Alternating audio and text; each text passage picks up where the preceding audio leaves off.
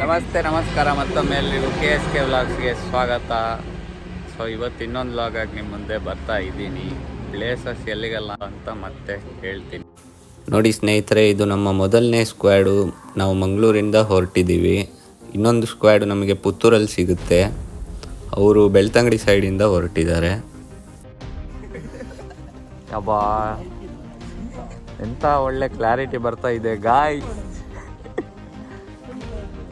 ನೋಡಿ ನಮ್ಮ ಇನ್ನೊಂದು ಪ್ಯಾಡ್ ಸಿಕ್ಕಿದ್ದಾರೆ, ನಮ್ಮ ರಂಜಿತ್ ಸೆಕ್ಸಿಗಾರ್ ಮತ್ತೆ ಇವರು ನಮ್ಮ ಮೆಲ್ವಿ, ಮತ್ತೆ ಇಲ್ಲಿ ನಮ್ಮ ಕಿಶೋರಣ್ಣ. ನಮ್ಮ ರಜತ್ ಭಾಯ್ ಒಬ್ರು ಮಿಸ್ ಆಗ್ಬಿಟ್ರು ಗುರುಗಳ. ಇದೊಂದು ದೃಶ್ಯ ನೋಡಿ ಸ್ನೇಹಿತರೆ ಹೇಗಿದೆ ಅಂತ. ಕ್ರೇಜಿ ವ್ಯೂ ಸಿಕ್ಕಿದೆ. ಬೆಳಗಿನ ಜಾವ ಎಷ್ಟು ಗಂಟೆ ಇವಾಗ? ಎಷ್ಟು ಗಂಟೆ ಮತ್ತ? ಸಖತ್ತಾಗಿದೆ ವ್ಯೂ ಮಾತ್ರ. ಒಬ್ರು ಮೆಲ್ವಿನ್ ಅಂತ ಅವ್ರ ಮುಂದೆ ಹೋಗ್ಬಿಟ್ಟಿದ್ದಾರೆ, ಇನ್ನಿಬ್ರು ಜನ ನಮ್ಮ ಹಿಂದೆ ಉಳಿದು ಬಿಟ್ಟಿದ್ದಾರೆ. ಇವರನ್ನು ಕಾಯೋಣ ಅವ್ರು ಬರೋವರೆಗೂ. ಆ ಜಾಗದಿಂದ ಒಂದು ಸ್ವಲ್ಪ ಮುಂದೆ ಬರಬೇಕಾದ್ರೆ ಈ ಥರದ್ದೊಂದು ದೃಶ್ಯ ಸಿಕ್ತು ನೋಡಿ ಸ್ನೇಹಿತರೆ. ಇಲ್ಲಿ ಮೋಡಗಳು ನೋಡಿ ಹೆಂಗಿದೆ, ಒಂದೊಂದು ಮೋಡ ಒಂದೊಂದು ಡಿಸೈನ್ಗಳು. ಅದೇ ಥರ ಮೋಡಗಳು ಬೆಟ್ಟಗಳನ್ನ ಫುಲ್ಲು ಕವರ್ ಮಾಡ್ಕೊಂಡ್ಬಿಟ್ಟಿದೆ. ರೈಡರ್ಸ್ ಎಲ್ಲ ಹೊರಟರು. ನಮ್ಮ ಶ್ರವಣ್ ಬಾಯ್ ಸಹ ಹೊರಡ್ತಾ ಇದ್ದಾರೆ.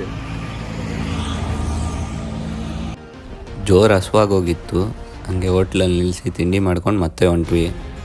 ಹೋಗ್ತಿರ್ಬೇಕಾದ್ರೆ ಈ ಥರದ್ದೊಂದು ದೃಶ್ಯ ಸಿಕ್ತು ನೋಡಿ ಸ್ನೇಹಿತರೆ. ಯಾವುದೋ ಒಂದು ಕೆರೆ ಒಂದು ಸ್ವಲ್ಪ ಡ್ರೈ ಆಗಿದೆ ಅನಿಸುತ್ತೆ. ನಾನು ಇದುವರೆಗೂ ನಿಮಗೆ ನಾವು ಎಲ್ಲಿ ಹೋಗ್ತಾ ಇದ್ದೀವಿ ಅಂತ ಹೇಳಿಲ್ಲ. ಹಾಗೆ ಮುಂದೆ ನೋಡ್ತಾ ಇದ್ದೀವಿ, ವ್ಲಾಗಲ್ಲಿ ಗೊತ್ತಾಗುತ್ತೆ ನಿಮಗೆ. ಸ್ವಲ್ಪ ಕುತೂಹಲ ಇರಲಿ ಅಂತ ಹೇಳ್ತಿಲ್ಲ ಅಷ್ಟೇ. ಆಲ್ಮೋಸ್ಟ್ ಒಂದು 200 ಕಿಲೋಮೀಟರ್ ತನಕ ಬಂದು ಇವರು ಫುಲ್ಲು ಸಾಕಾಗಿ ಹೋಗ್ಬಿಟ್ಟಿತ್ತು. ಅದಕ್ಕೆ ಇಲ್ಲೊಂದು ಆಲದ ಮರ ಇತ್ತು, ಅದ್ರ ಕೆಳಗಡೆ ನಿಲ್ಲಿಸಿದ್ವಿ ಒಂದು ಸ್ವಲ್ಪ ಹೊತ್ತು. ಮತ್ತು ಅಲ್ಲಿ ನಮ್ಮ ರೈಡರ್ ಬಾಯ್ಸ್ ಸ್ವಲ್ಪ ವೀಡಿಯೋಸು ಫೋಟೋಸ್ ಎಲ್ಲ ತೊಗೊಂಡು ವ್ಲಾಗೆಲ್ಲ ಮಾಡ್ತಾ ಹೊಂಟ್ವಿ. ಮಧ್ಯಾಹ್ನ 12:30 1 ಗಂಟೆ ಏನೋ ಆಗೋಗ್ಬಿಟ್ಟಿತ್ತು. ಫುಲ್ಲು ಸುಡು ಬಿಸಿಲು ಗುರು, ಓಡಿಸ್ಲಿಕ್ಕೆ ಆಗ್ತಿರ್ಲಿಲ್ಲ. ಹಾಗೆ ಊಟ ಮಾಡಿಕೊಂಡು ಮತ್ತೆ ನಮ್ಮ ರೈಡ್ನ ಕಂಟಿನ್ಯೂ ಮಾಡೋಣ ಅಂತ ಒಂದು ಹೋಟೆಲಿಗೆ ಬಂದ್ವಿ. ಹೋಟ್ಲ್ ಹೆಸರು ಬಂದುಬಿಟ್ಟು ಬಿರಿಯಾನಿ ಪಾಯಿಂಟ್ ಅಂತ. ಇದು ಯಾವ ಜಾಗ ಅಂತ ನಮಗೆ ಸರಿ ಗೊತ್ತಿಲ್ಲ. ಇವಾಗ ಎಲ್ಲಿದ್ದೀವಪ್ಪ ಅಂತ ನೀವು ಕೇಳಿದ್ರೆ, ನಾವು ಬಂಡೀಪುರ ಟೈಗರ್ ರಿಸರ್ವ್ ನೀವು ಕೇಳಿರ್ಬೋದು, ಅಲ್ಲಿದ್ದೀವಿ. ಇದು ಎಲ್ಲಿದೆ ಅಂತ ಕೇಳಿದರೆ ನಮ್ಮ ಚಾಮರಾಜನಗರ ಜಿಲ್ಲೆಯಲ್ಲಿದೆ. ಬಂಡೀಪುರ ಟೈಗರ್ ರಿಸರ್ವ್ನ ಪ್ರವೇಶ ಮಾಡಬೇಕಾದ್ರೇ ನಮಗೊಂದು ಜಿಂಕೆಗಳ ಗುಂಪು ಸಿಕ್ತು ನೋಡಿ, ಏನೋ ತಿಂತಾ ಇದೆ. ಹಾಗೆ ಆ ಜಿಂಕೆಗಳನ್ನೆಲ್ಲ ನೋಡ್ತಾ ಮೆತ್ತು ಗಾಡಿ ಓಡಿಸ್ಕೊಂಡು ಮುಂದೆ ಬಂದ್ವಿ ಗುರು.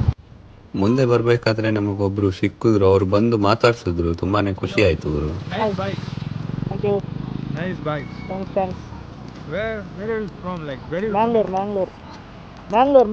Mangalore. Yeah. Oh, so are you guys like YouTuber riders or like? No, just started. Okay, That just guy is for- a YouTuber. This guy or the guy that went? This guy and these two and that one. Last two. Sorry, I don't know about. Yeah. Where are you from? I'm from Gujarat. Gujarat. It's like just we came from holidays. Nice to Nice. meet you. Sir. Nice to. ಪಾಪಗಳು, ಅವನೇನೋ ನಾವು ದೊಡ್ಡ ದೊಡ್ಡ ಯೂಟ್ಯೂಬರ್ಗಳು ಅಂದ್ಕೊಂಡ್ಬಿಟ್ಟಿದ್ದಾನೆ. ನಾವು just travellers friends. ನಾವು ಹಿಂಗೆ ಊರು ಸುತ್ತಾಡ್ಕೊಂಡು ಜಾಗಗಳನ್ನೆಲ್ಲ ನೋಡೋಕ್ಕೆ ಬಂದಿದ್ವಿ ಅಷ್ಟೇ. ಬಟ್ ಆ ಥರ ಒಬ್ಬರು ಬಂದು ಮಾತಾಡ್ಸುವಾಗ ತುಂಬಾ ಖುಷಿ ಆಗುತ್ತೆ. ಸೊ ಇವಾಗ ಏನಪ್ಪ ಪ್ಲ್ಯಾನು ಅಂದರೆ, ಮಧುಮಲೈ ಟೈಗರ್ ರಿಸರ್ವ್ ಅಂತ ಇದೆ ಇನ್ನೊಂದು, ತಮಿಳ್ನಾಡು ಸೈಡ್. ಇದು ಆಚೆ ಕಡೆಯಿಂದ ಹೋಗೋಣ ಅಂತ ಪ್ಲ್ಯಾನ್ ಹಾಕ್ಕೊಂಡು ಮ್ಯಾಪಲ್ಲಿ ಹಾಕ್ತಾ ಇದ್ವಿ. ಮೊದಲನೇದಾಗಿ ನಮ್ಮ ಬಂಡೀಪುರ ಟೈಗರ್ ರಿಸರ್ವ್ ಬಗ್ಗೆ ಹೇಳೋಕ್ಕೆ ತುಂಬಾ ಇದೆ. ಬಂಡೀಪುರ ಟೈಗರ್ ರಿಸರ್ವ್ ಇದನ್ನ ನಮ್ಮ ಬಂಡೀಪುರ ರಾಷ್ಟ್ರೀಯ ಉದ್ಯಾನವನ ಅಂತಲೂ ಕರೀತಾರೆ. ಇದೆಲ್ಲಿದೆಯಪ್ಪ ಅಂತ ಕೇಳಿದ್ರೆ ಎಕ್ಸಾಕ್ಟಾಗಿ ನಮ್ಮ ಚಾಮರಾಜನಗರ ಜಿಲ್ಲೆಯ ಗುಂಡ್ಲುಪೇಟೆ ತಾಲೂಕಿನಲ್ಲಿದೆ. ಈಗಾಗಲೇ ನಿಮಗೆ ಹೇಳಿದೆ ನಾವು ಊಟಿಗೆ ರೈಡ್ ಮಾಡ್ತಾ ಇದ್ದೀವಿ ಅಂತ. ಸೊ ಊಟಿಗೆ ಹೋಗ್ಬೇಕಾದ್ರೆ ಇದೊಂದು ದಾರಿ ತುಂಬಾ ಸಕ್ಕತ್ತಾಗಿದೆ. ಈ ದಾರಿ ಮಾತ್ರ ಏನು ಹೇಳೋಣ ಗುರು, 30-40 ಕಿಲೋಮೀಟ್ರ್ ಫುಲ್ ಈ ಥರದ್ದೇ ಕಾಡೊಳಗಡೆಯಿಂದ ಹೋಗಬೇಕು. ಮತ್ತೆ ಮಳೆ ಉಂಟಾ ಅಂತ? ನಮ್ಮ ಬಂಡೀಪುರದ ಥರನೇ ಇನ್ನೂ 2 ಟೈಗರ್ ರಿಸರ್ವ್ಗಳಿದೆ. ಒಂದು ತಮಿಳ್ನಾಡಲ್ಲಿದೆ, ಮತ್ತೊಂದು ಕೇರಳದಲ್ಲಿದೆ. ತಮಿಳ್ನಾಡಲ್ಲಿರೋ ಟೈಗರ್ ರಿಸರ್ವ್ ಹೆಸರು ಬಂದುಬಿಟ್ಟು ಮಧುಮಲೈ ಟೈಗರ್ ರಿಸರ್ವ್ ಅಂತ. ಅದೇ ಥರ ನಮ್ಮ ಕೇರಳದಲ್ಲಿರೋ ಟೈಗರ್ ರಿಸರ್ವ್ ಹೆಸರು ಬಂದುಬಿಟ್ಟು ವಾಯ್ನಾಡ್ ವನ್ಯಜೀವಿ ಅಭಯಾರಣ್ಯ ಅಂತ. ಈ ಎಲ್ಲ ಟೈಗರ್ ರಿಸರ್ವ್ಗಳು ಕೂಡ ನಮ್ಮ ಬಂಡೀಪುರ ಟೈಗರ್ ರಿಸರ್ವ್ಗೆನೆ ಸೇರ್ಪಟ್ಟಿದ್ದು. ಹುಲಿ, ಆನೆ, ಚಿರತೆ, ಜಿಂಕೆ ಇತ್ಯಾದಿ ಪ್ರಾಣಿಗಳೆಲ್ಲ ಇಲ್ಲಿ ವಾಸವಿದೆ ಅಂತೆ. ನಮಗೆ ಇಲ್ಲಿ ತನಕನೂ ಜಿಂಕೆ ಒಂದು ಸಿಕ್ತು ನೋಡೋಕ್ಕೆ. ಬೇರೆ ಯಾವುದಾದ್ರೂ ಪ್ರಾಣಿ ಸಿಗುತ್ತಾ ಅಂತ ಮುಂದೆ ನೋಡೋಣ ಸ್ನೇಹಿತರೆ. ಇಲ್ಲೊಂದು ದೃಶ್ಯ ನೋಡಿ ಸ್ನೇಹಿತರೆ, ಕೆಲವು ಜಿಂಕೆಗಳ ಗುಂಪು ಇಲ್ಲಿ ರೋಡ್ನ ಕ್ರಾಸ್ ಮಾಡೋಕ್ಕಂತ ಕಾಯ್ತಾ ಇದ್ವು. ಹಂಗೆ ಸ್ವಲ್ಪ ಮುಂದೆ ಬರಬೇಕಂದ್ರೆ ಅಲ್ಲಿಂದ ಒಂದು ಆನೆ ಸಿಕ್ತು ಗುರುಗಳೇ. ನೋಡಿ ಬರ್ತಾನೆ ಇದೆ ಸೀದಾ.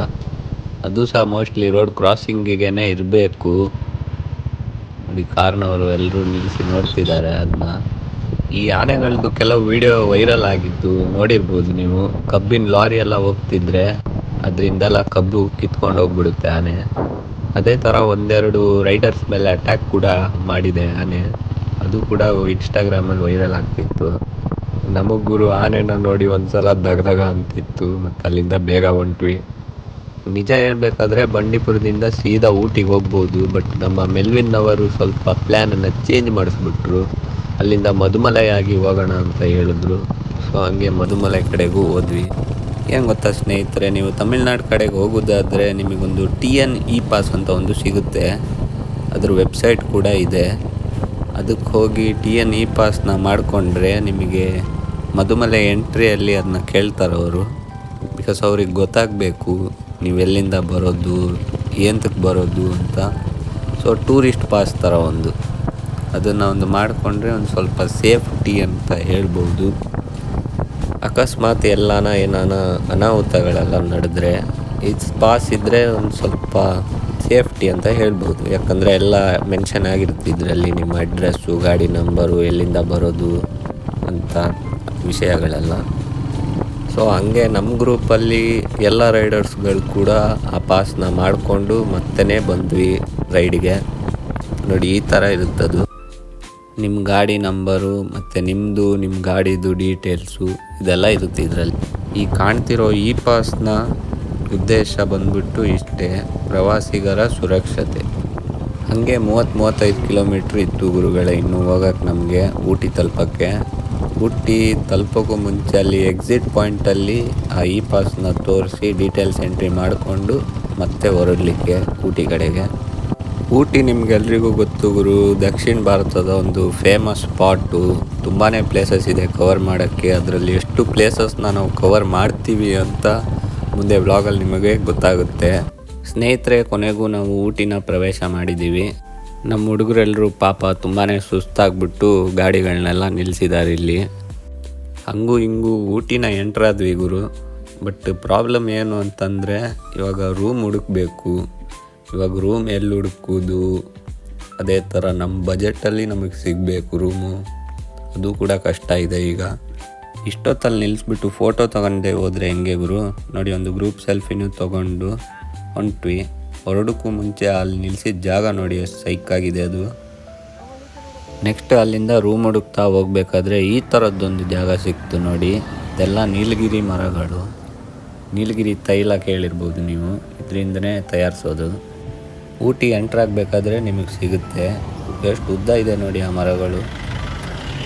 ಈ ಮರಗಳಿಗೆ ಇಂಗ್ಲೀಷಲ್ಲಿ ಯೂಕಾಲಿಪ್ಟಸ್ ಟ್ರೀ ಅಂತಲೂ ಹೇಳ್ತಾರೆ. ಅದೇ ಥರ ಇಲ್ಲಿ ಅಕೇಶಿಯಾ ಮರಗಳು ಕೂಡ ಇದೆ. ಅಕೇಶಿಯಾ ವುಡ್ ಕೇಳಿರ್ಬೋದು, ನಮ್ಮ ಸೋಫಾ, ಫರ್ನಿಚರು ಇತ್ಯಾದಿಗಳಲ್ಲಿ ಇದನ್ನ ಉಪಯೋಗ ಮಾಡ್ತಾರೆ. ಊಟಿಲಿ ಗುರುವೆ ಎಲ್ಲೋದ್ರೂ ಸೀನ್ರಿ ಮೇಲೆ ಸೀನ್ರಿ ಸಿಗ್ತಾನೆ ಇದೆ. ನೋಡಿ ಇದೊಂದು ದೃಶ್ಯ ಹೆಂಗಿದೆ ಅಂತ ಹೇಳಿ ಫ್ರೆಂಡ್ಸು. ನಿಮ್ಗೆ ಇಷ್ಟ ಆದರೆ ಕಮೆಂಟ್ ಹಾಕ್ಬಿಡಿ. ಕೊನೆಗೂ ನಮ್ಮ ಬಜೆಟ್ಟಿಗೆ ತಕ್ಕಂಗೆ ಒಂದು ರೂಮ್ ಸಿಕ್ತು. ನಮ್ಮದು ಬಜೆಟ್ ಎಷ್ಟಪ್ಪ ಅಂತ ಕೇಳಿದ್ರೆ 2,500 ಇತ್ತು. ಅದಕ್ಕೆ ಪರವಾಗಿ ರೂಮ್ ಸಿಕ್ಕಿದೆ. 2 ಬೆಡ್ ಇದೆ ಹಾಗೂ 6 ಜನ ಮಲ್ಕೋಬೋದು. ಒಂದು ಬೆಡ್ಡಲ್ಲಿ 3 ಜನ. ಚೆನ್ನಾಗಿದೆ ಒಂಥರ ರೂಮು. AC ಫ್ಯಾನು ಇವೆಲ್ಲ ಏನೂ ಇಲ್ಲ ಗುರು ಇಲ್ಲಿ, ಏನು ಬೇಕಾಗೂ ಇಲ್ಲ. ಯಾಕಂದರೆ ಹಂಗಿದೆ ಟೆಂಪ್ರೇಚರ್ ಇಲ್ಲಿ. ಸೊ ಬನ್ನಿ ಸ್ನೇಹಿತರೆ, ಊಟಿನ ಒಂದು ಸ್ವಲ್ಪ ಎಕ್ಸ್ಪ್ಲೋರ್ ಮಾಡೋಣ. ತಿಂಡಿ ಮಾಡೋಣ ಅಂತ ಪ್ಲ್ಯಾನ್ ಹಾಕಿದ್ವಿ ಗುರುಗಳೇ. ಇದು ಎದ್ದೇಳಬೇಕಂದ್ರೇ 10 ಗಂಟೆ ದಾಟೋಗ್ಬಿಟ್ಟಿತ್ತು. ಮತ್ತು ಇಲ್ಲಿ ಹೋಟೆಲಿಗೆ ಬರಬೇಕಾದ್ರೆ 12-1 ಗಂಟೆ ಆಗಿತ್ತು. ತಿಂಡಿನ ಬಿಟ್ಟು ಊಟನೇ ಮಾಡಿಬಿಟ್ವಿ. ಹಸುವಾಗಿದ್ದ ಪೆಟ್ಟಿಗೆ ಜೀವ ಮೇಲ್ಗಳಾಗ್ತಿತ್ತು. ಇವ್ರು ಬೇಗ ತಂದು ಕೊಡೋದು ಕಾಣ್ತಿಲ್ಲ. ನಿಮ್ದು ಡ್ರಾಯಿಂಗ್ ಬಿಡಿಸಿದಾರೆ ನೋಡಿ. ಪ್ಲೇಟಲ್ಲಿ ಒಂದು ಡ್ರಾಯಿಂಗ್ ಬಿಡಿಸಿದ್ದಾರೆ ನೋಡಿ ಸರ್ ಬೈ.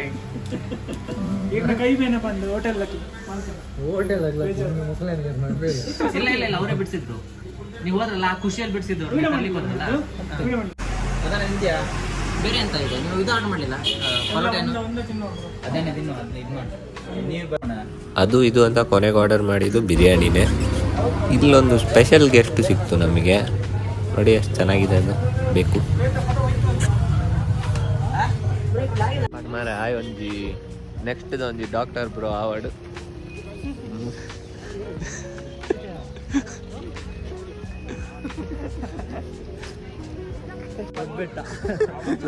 ಬಟ್ಟೆ ಅಂದ್ಬಿಟ್ಟು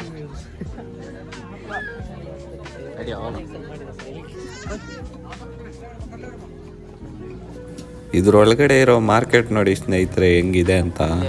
ಎಲ್ಲ ಐಟಮು ಸಿಗುತ್ತೆ ಇಲ್ಲಿ ನಿಮಗೆ ಆಲ್ಮೋಸ್ಟು. ಬಟ್ಟೆಗಳಾದರೆ ಬಟ್ಟೆಗಳು, ಮತ್ತು ಬಳೆ, ತಿಂಡಿ, ಏನು ಬೇಕೋ ಅದು. ಮತ್ತೊಂದು ಸ್ವಲ್ಪ ಮುಂದೆ ಹೋದರೆ ಅಲ್ಲೊಂದು ಅಂಗಡಿಯಲ್ಲಿ ಕಾರ್ಟೂನು, ಆ್ಯನಿಮೆದು ಕೀಚೈನ್ಗಳು ಅವು ಇಟ್ಟಿದ್ವು. ನಿಮಗೆ ಟಿಕೆಟ್ ಕೌಂಟ್ರ್ ಸಿಗಬೇಕಾದ್ರೆ ಒಂದು 800 ಮೀಟ್ರಿಂದ 1 ಕಿಲೋಮೀಟ್ರ್ ತನಕ ನಡಿಬೇಕು ಅಲ್ಲಿ ದೊಡ್ಡ ಬೆಟ್ಟ ಎಂಟ್ರೆನ್ಸಿಂದ. ಮತ್ತು ಇಲ್ಲಿ ಕ್ಯಾಶ್ ಕೊಡಬೇಕಂತ ಇದಾಗಲ್ವ ಅಂತ. ಈ ಸ್ಟೇಟ್ಮೆಂಟ್ ಯಾಕೆ ಹೇಳ್ದೆಪ್ಪ ಅಂದರೆ, ನಾವು ಲಾಸ್ಟ್ ಟೈಮ್ ಬಂದಾಗ ಗೂಗಲ್ ಪೇ ಮಾಡ್ತೀವಿ ಅಂದಿದ್ವಿ, ಬಟ್ ಅವ್ರು ಒಪ್ಕೊಳ್ಳಿಲ್ಲ, ಕ್ಯಾಶೇ ಕೊಡಬೇಕಂದ್ರು. ನೋಡಿ ಸ್ನೇಹಿತರೆ, ಕೊನೆಗೂ ನಾವು ಟಿಕೆಟ್ ಎಲ್ಲ ತೊಗೊಂಡು ದೊಡ್ಡ ಬೆಟ್ಟನ ಪ್ರವೇಶ ಮಾಡಿದ್ದೀವಿ. ದೊಡ್ಡ ಬೆಟ್ಟ ನೀಲಗಿರಿ ಪರ್ವತಗಳಲ್ಲಿಯೇ ಅತಿ ಎತ್ತರದ ಪರ್ವತವಾಗಿದೆ ಹಾಗೂ ಇದು 8652 ಅಡಿ ಎತ್ತರವಿದೆ ಅಂತೆ. ಹಾಗೂ ಬೆಟ್ಟದ ಸುತ್ತ ಅರಣ್ಯವಿದೆ ಅಂತೆ. ಇವಾಗ ದೊಡ್ಡ ಬೆಟ್ಟದಲ್ಲಿರೋ ವೀಕ್ಷಣಾ ಕೇಂದ್ರ ಒಂದು ಸಲ ನೋಡ್ಕೊಂಬರೋಣ ಸ್ನೇಹಿತರೆ ಹೆಂಗಿದೆ ಅಂತ. ಏನು ಹೇಳಿ ಸ್ನೇಹಿತರೆ, ಎಂಥ ಸೈಕ್ ವ್ಯೂ ನೋಡಿ. ಮೋಡವು ಭುವಿಗಿಳಿದು ಬಂದಂತಿದೆ. ಸೈಕಾಗಿದೆ ವ್ಯೂ ಮಾತ್ರ. ಇಡೀ ಊರಿಗೂರೇ ಕಾಣ್ತಾ ಇದೆ ನೋಡಿ ಇಲ್ಲಿಂದ. ಇದು ಭಾರತದ ತಮಿಳುನಾಡಿನ ನೀಲಗಿರಿ ಜಿಲ್ಲೆಯಲ್ಲಿರುವಂತಹ ಬೆಟ್ಟ. ಊಟಿ ಕೋಟಗಿರಿ ರಸ್ತೆಯಲ್ಲಿ ಈ ಬೆಟ್ಟವನ್ನು ನಿಮಗೆ ನೋಡಲಾಗುತ್ತೆ. ಹಾಗೂ ಇಡೀ ದಕ್ಷಿಣ ಭಾರತದಲ್ಲೇ 3ನೇ ಅತಿ ಎತ್ತರದ ಶಿಖರ ಎಂದು ಹೆಸರು ಪಡೆದಿದೆ ಈ ಬೆಟ್ಟ. ಮೊದಲು ಯಾವುದಪ್ಪ ಅಂತ ಕೇಳಿದರೆ ಆನಮುಡಿ, ಮತ್ತು 2ನೇದು ನಿಮಗೆ ಮೀಸಪ್ಪುಲಿಮಲೈ, ಅದೇ ಥರ 3ನೇದು ನಮ್ಮ ದೊಡ್ಡ ಬೆಟ್ಟ. ದೊಡ್ಡ ಬೆಟ್ಟ ಇದರ ಹೆಸರಲ್ಲೇ ಗೊತ್ತಾಗುತ್ತೆ ನಿಮಗೆ, ನಮ್ಮ ಕನ್ನಡ ಭಾಷೆಯಿಂದ ಇದನ್ನ ನಾಮಕರಣ ಮಾಡಲಾಗಿದೆ ಅಂತ. ಈ ಬೆಟ್ಟದ ಉಸ್ತುವಾರಿ ಹಾಗೂ ಅಭಿವೃದ್ಧಿ ಬಂದುಬಿಟ್ಟು TTDC, ತಮಿಳುನಾಡಿನ ಪ್ರವಾಸೋದ್ಯಮ ಅಭಿವೃದ್ಧಿ ನಿಗಮ ಸಂಸ್ಥೆ ನಡೆಸ್ಕೊಂಬರ್ತಾ ಇದೆ.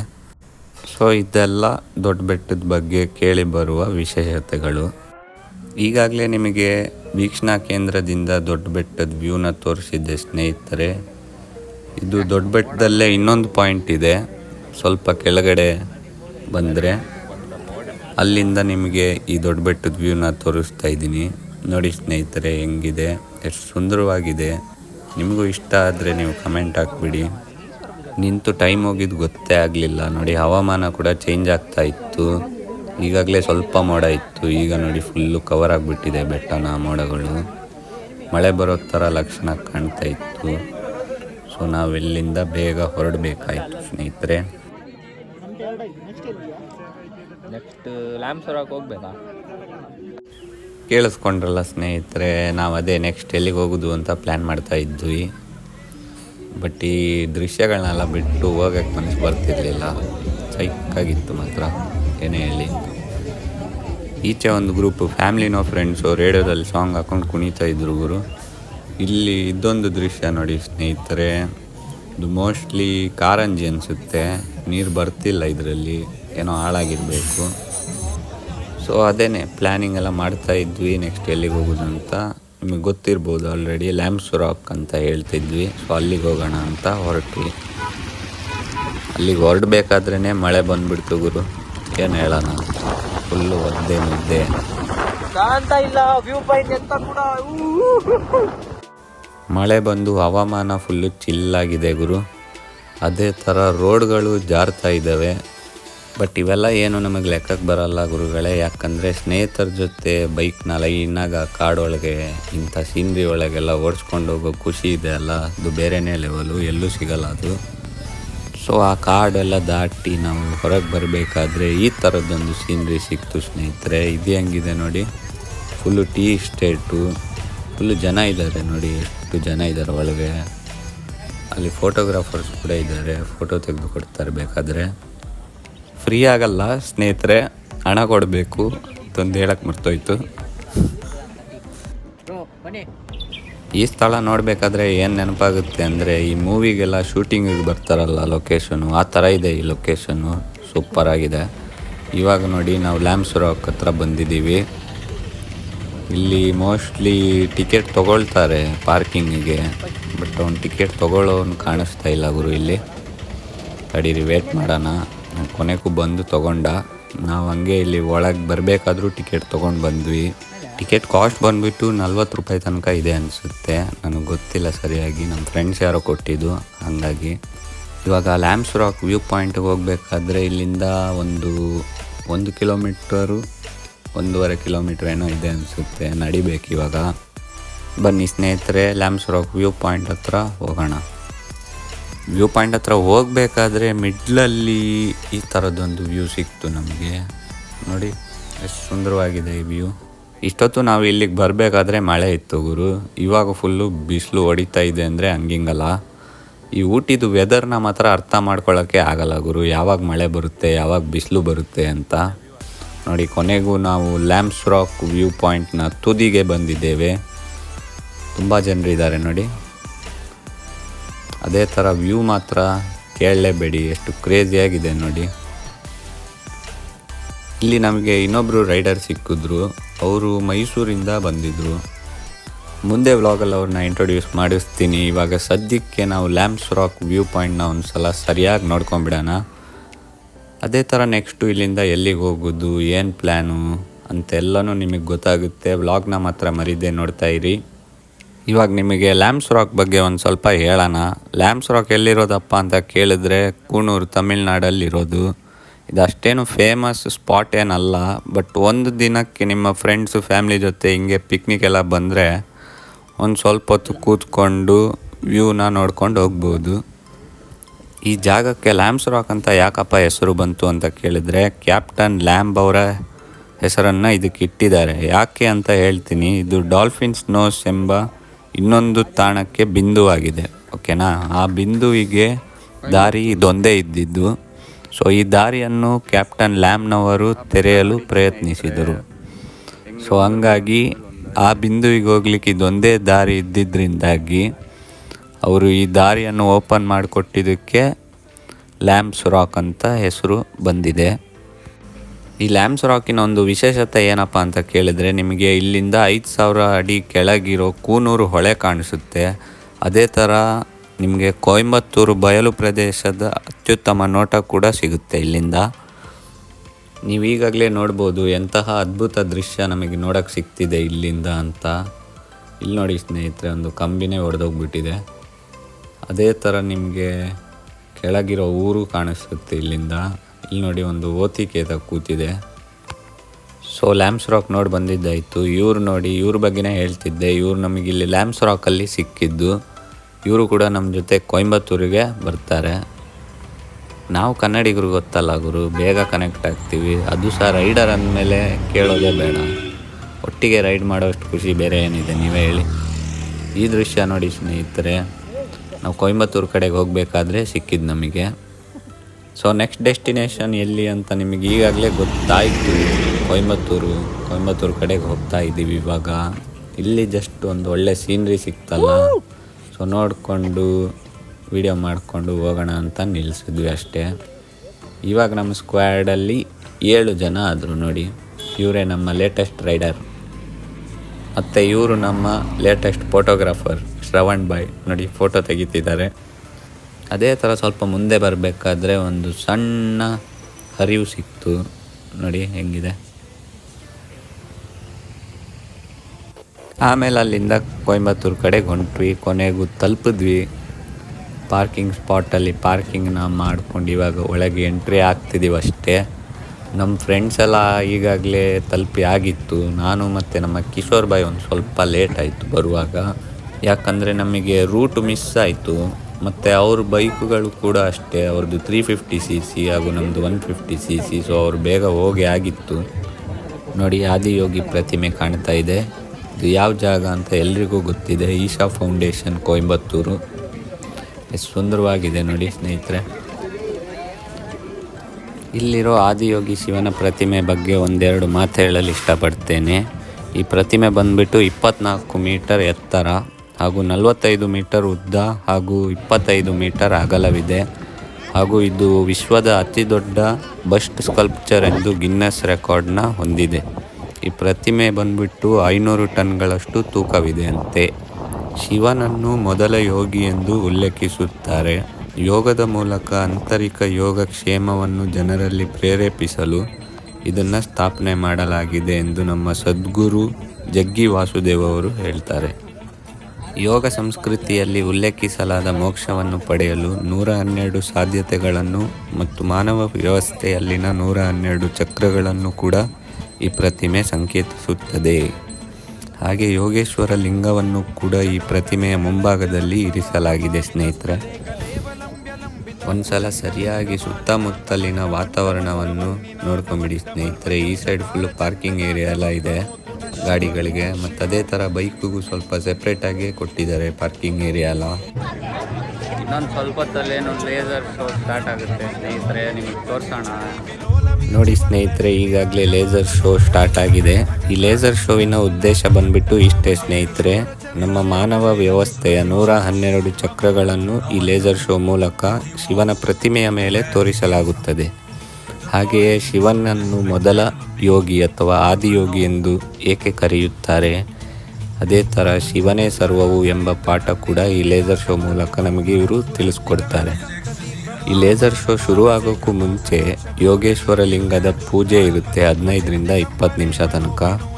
ಈ ಪೂಜೆಯು ಕೂಡ ಶಿವನ ಸ್ತೋತ್ರ ಹಾಗೂ ಶಿವನ ಭಜನೆಗಳಿಂದ ಮೂಡಿರುತ್ತೆ.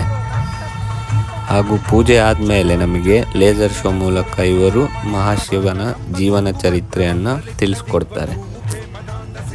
ಇನ್ನು ನೀವು ಕೂಡ ಒಂದು ಸ್ವಲ್ಪ ಹೊತ್ತು ಲೇಸರ್ ಶೋನ ನೋಡ್ತಾ ಎಂಜಾಯ್ ಮಾಡಿ. ಶಿವನ ಪ್ರತಿಮೆಯ ಮೇಲೆ ಬರೋ ಲೈಟಿಂಗ್ ಮಾತ್ರ ಎಷ್ಟು ಸಖತ್ತಾಗಿದೆ ಸ್ನೇಹಿತರೆ. ಹಾಗೆ ನಿಜವಾದ ಶಿವ ನಮ್ಮ ಮುಂದೆ ಪ್ರತ್ಯಕ್ಷನಾಗಿರೋ ಅಷ್ಟು ಸುಂದರವಾಗಿ ಕಾಣ್ತಾ ಇದೆ.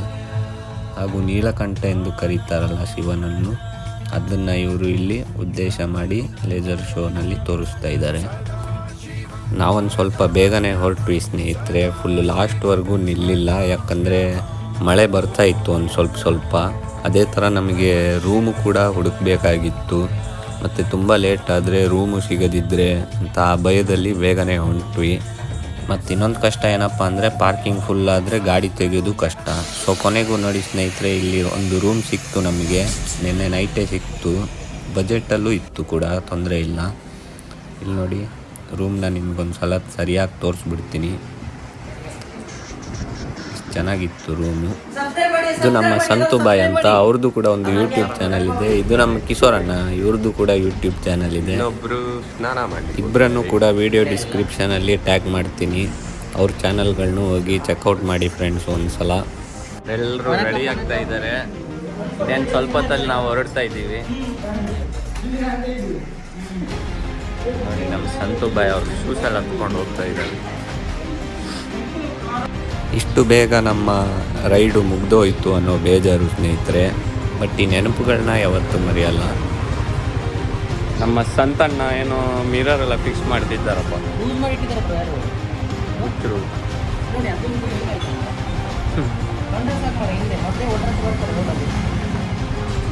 ಬರುವಾಗ ಬೇರೆನೇ ಪ್ಲ್ಯಾನ್ ಇತ್ತು ನಮಗೆ ಫ್ರೆಂಡ್ಸು. ನಾವು ಹೆಂಗೆ ಹೋಗಿದ್ದಂದ್ರೆ ನಮ್ಗೆ ಗೊತ್ತು, ಬಂಡೀಪುರ ಆಗಿ ಹೋಗಿದ್ದು. ಬಟ್ ಬರ್ತಾ ನಾವು ಕೇರಳ ಆಗಿ ಬಂದಿದ್ದು, ಕೋಯಿಕೋಡಾಗಿ. ಇಲ್ಲಿ ಏನಪ್ಪ ಡಿಸ್ಕಷನ್ ಅಂದರೆ, ನಮ್ಮ ಪ್ಲೇಸ್ ಹೆಸರನ್ನು ಓದಲಿಕ್ಕೆ ನಾವು ಮಲಯಾಳಮಲ್ಲಿ ಇಷ್ಟು ಕಷ್ಟಪಡ್ತಾ ಇದ್ದೀವಿ. ಆ ಪ್ಲೇಸ್ ಹೆಸರು ಬಂದುಬಿಟ್ಟು ವಾಳಯಾರ್ ಅಂತ. ಸೊ ತುಂಬಾ ಸುಸ್ತಾಗಿತ್ತು ಸ್ನೇಹಿತರೆ. ಸೊ ವಾಳಯಾರ್ ಹತ್ರ ಒಂದು ಸಣ್ಣ ಗೂಡಂಗಡಿಯಲ್ಲಿ ತಿಂಡಿನ ಮಾಡಿಕೊಂಡು ಮತ್ತೆ ಹೊರಡೋಣ ಅಂತ ಪ್ಲ್ಯಾನ್ ಇತ್ತು. ಈ ಚೆಕ್ ಪೋಸ್ಟ್ ಹತ್ರ ಸುತ್ತಮುತ್ತಲೂ ಬೆಟ್ಟ ಸ್ನೇಹಿತರೆ. ಆ ಬೆಟ್ಟದ ಶೇಪ್ ನೋಡಿ, ಯಾರ್ದೋ ಮುಖದ ಥರ ಇದೆ ಅದು. ಗಾಳಿ ಚೆನ್ನಾಗೇ ಬರ್ತಿತ್ತು, ಬಟ್ ಪ್ರಾಬ್ಲಮ್ ಏನಪ್ಪ ಅಂದರೆ ಬಿಸಿ ಗಾಳಿ ಬರ್ತಿತ್ತು. ಮೊದಲೇ ಬೇಸಿಗೆಗಾಲ ಗುರು, ಸೆಕೆ ತಡೆಯೋಕ್ಕಾಗ್ತಿರ್ಲಿಲ್ಲ. ಮತ್ತು ಜಸ್ಟ್ ಬ್ರೇಕ್ಫಾಸ್ಟ್ ಮಾಡಿದಷ್ಟೇ ನಾವು ಸಕ್ಕತ್ತಾಗಿತ್ತು ಸಣ್ಣ ಹೋಟ್ಲು ಇದು ಟೇಸ್ಟಲ್ಲಿ ಮಾತ್ರ ಏನು ಮಾತಾಡಲಿಕ್ಕಿಲ್ಲ. ಸೊ ತಿಂಡಿ ಮಾಡಿ ವಾಪಸ್ ಇನ್ನೊಂದು 100-120 ಕಿಲೋಮೀಟರ್ ಹೊಡೆದ್ವಿ ಗಾಡಿನ. ಮತ್ತೆ ಇವಾಗ ನಿಲ್ಲಿಸಿದ್ದೀವಿ ಗಾಡಿನ. ಹಾಗೆ ಜ್ಯೂಸ್ ಕುಡಿದು ಮತ್ತೆ ರೈಡ್ನ ಕಂಟಿನ್ಯೂ ಮಾಡೋಣ ಅಂದ್ಕೊಂಡ್ವಿ. ಇದು ಎಲ್ಲಪ್ಪ ಅಂತ ಕೇಳಿದರೆ ಇದು ಪ್ಯಾರಾಗಾನ್ ರೆಸ್ಟೋರೆಂಟು. ಇದು ಎಲ್ಲಿರೋದು ಅಂತ ಕೇಳಿದರೆ ಕೋಯಿಕೋಡಲ್ಲಿ. ನಾನು ಈಗಾಗಲೇ ಹೇಳಿದ್ದೆ ನಿಮಗೆ ನಾವು ಕೇರಳ ಸೈಡಿಂದ ಬರೋದು ಅಂತ. ಈ ನೀರಿನ ಕಲರ್ ನೋಡಿ ಸ್ನೇಹಿತರೆ, ಲೈಟಿಶ್ ಪಿಂಕು, ಒಂಥರ ವಿಸ್ಕಿ ಥರ ಇದೆ ನೋಡೋಕ್ಕೆ. ಏನೋ ಔಷಧೀಯ ಗಿಡಮೂಲಿಗಳನ್ನೆಲ್ಲ ಹಾಕಿ ಮಾಡಿರೋ ನೀರು. ಇಲ್ಲಿಂದ ಇನ್ನೇನಪ್ಪ ಪ್ಲ್ಯಾನು ಅಂತ ಕೇಳಿದರೆ ಇನ್ನು ಎಲ್ಲೂ ನಿಲ್ಲಿಸದೆ 235 ಕಿಲೋಮೀಟರ್ ಗಾಡಿ ಹೊಡೆಯೋದು. ಯಾಕಂದರೆ ಈಗಾಗಲೇ 5:30 ಆಗೋಗ್ಬಿಟ್ಟಿತ್ತು ಗುರುಗಳೇ. ಮನೆ ತಲುಪುವಾಗ ರಾತ್ರಿ ಆಗಿಬಿಡುತ್ತೆ. ಹಾಗೆ ಸ್ನೇಹಿತರಿಗೆಲ್ಲ ಗುಡ್ ಬೈ ಹೇಳ್ಕೊಂಡು ಮನೆ ಕಡೆಗೆ ಮ್ಯಾಪ್ ಹಾಕ್ಕೊಂಡು ಹೊಂಟ್ವಿ. ಇಲ್ಲಿಗೆ ಈ ವ್ಲಾಗ್ನ ಮುಕ್ತಾಯಗೊಳಿಸ್ತಾ ಇದ್ದೀನಿ. ನನ್ನ ಚಾನಲ್ಗೆ ಸಬ್ಸ್ಕ್ರೈಬ್ ಆಗಿಲ್ಲ ಅಂದರೆ ಸಬ್ಸ್ಕ್ರೈಬ್ ಆಗಿ ಹಾಗೂ ತಪ್ಪದೆ ಆ ಬೆಲ್ ಬಟನ್ನು ಒತ್ತಿಬಿಡಿ ಸ್ನೇಹಿತರೆ. ಎಲ್ರಿಗೂ ಧನ್ಯವಾದ.